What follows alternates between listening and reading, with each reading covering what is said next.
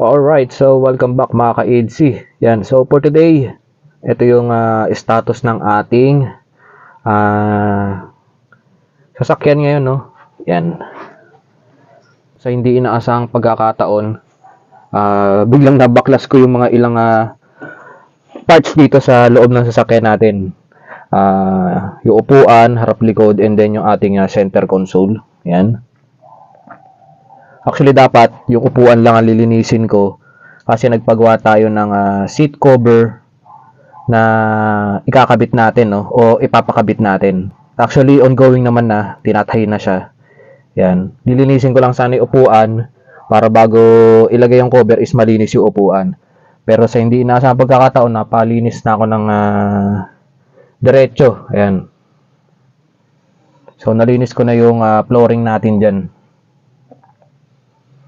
So, hindi ko na ituro or hindi ko na videohan yung paano pagbaklas ng center console and then yung pagtatanggal ng upuan harap likod. Yan. Pero, try natin gawa ng video ngayon kung paano ikabit. Siyempre, ganun lang din naman yan pag babaklasin nyo. Di ba? Yan. Siguro hatiin ko na lang sa dalawang part yung or tatlong part yung ating video na to. Alright, so yun lang naman. Then, start na tayo. Pero syempre, bago yan, pasok muna natin yung intro natin.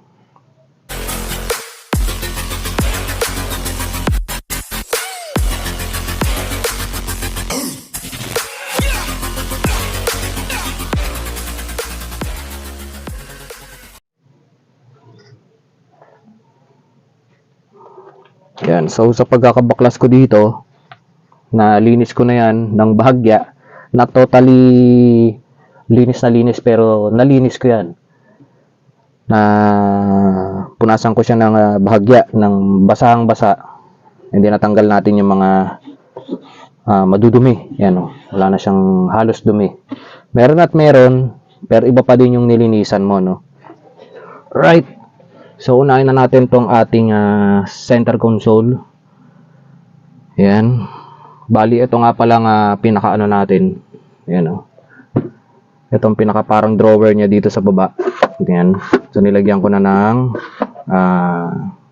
carbon sticker kasi medyo faded na yung kanyang pintura. Yan. So ganito lang naman to sa pagkakatanda ko. Then next na natin tong cover na to. Yan. So meron siyang dalawang clip dito na i-shoot natin dito pag ganun pababa. So nakakambyo ako sa low gear. Yan.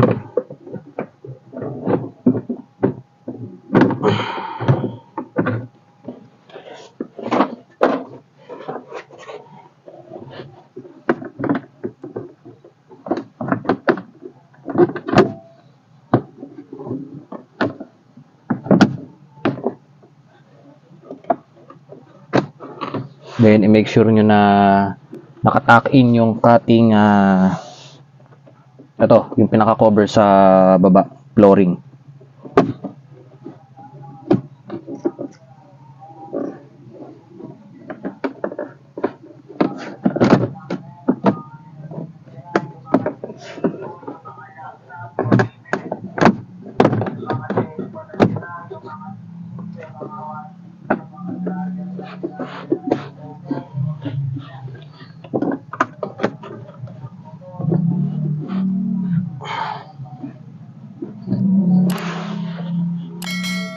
Yan.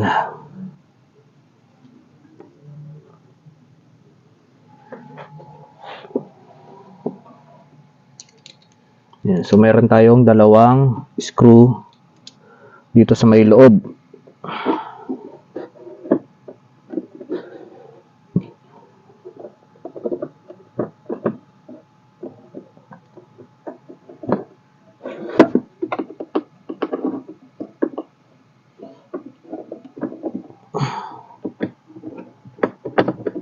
Medyo nag-mix up yung screw ko eh. Hindi ko matandaan kung para saan, para ganito.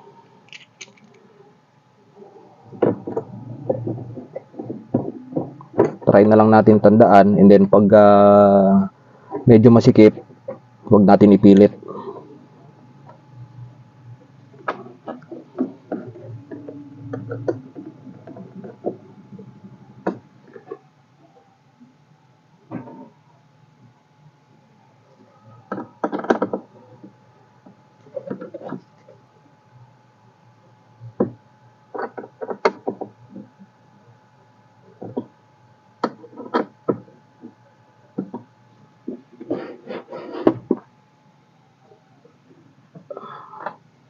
Tapos, dalawang screw ulit dito.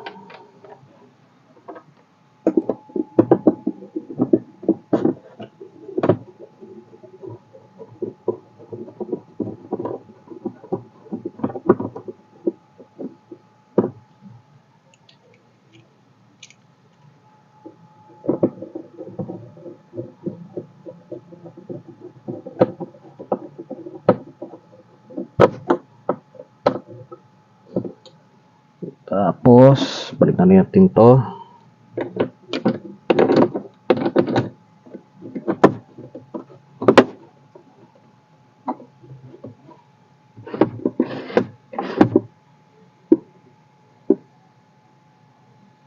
Then,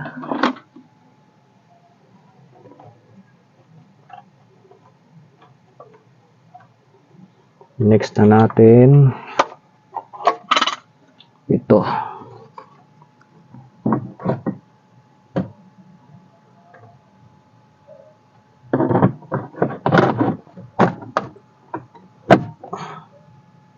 Wait. I-connect muna natin yung sa ating cigarette.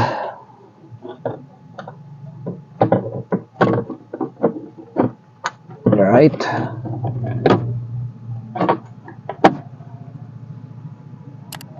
Tapos meron tayong isang screw dito sa loob.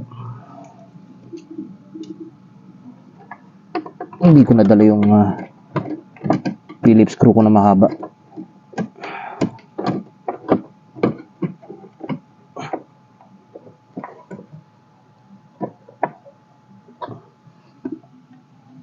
Okay.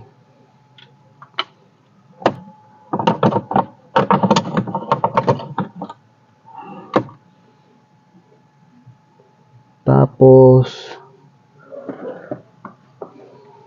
balik na rin natin to.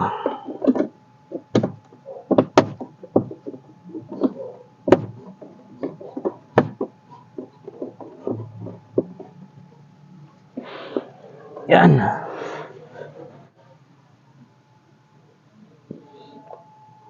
Then, next na natin to.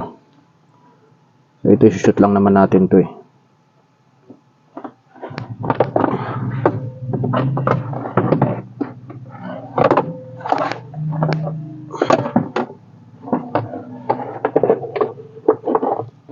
Yan. So, pa-sideways ang labas para hindi magasgas yung sa may harapan natin. Yan.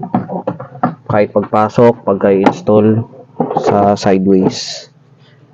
Yan.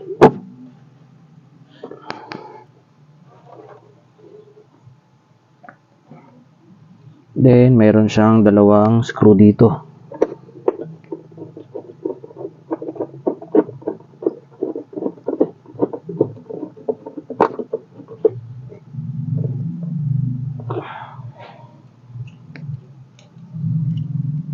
Yan, so kabilaan to.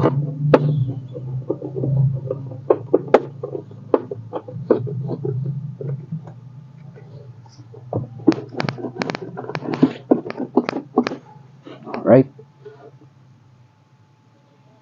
Then, balik natin tong parang ashtray nyo sa likod.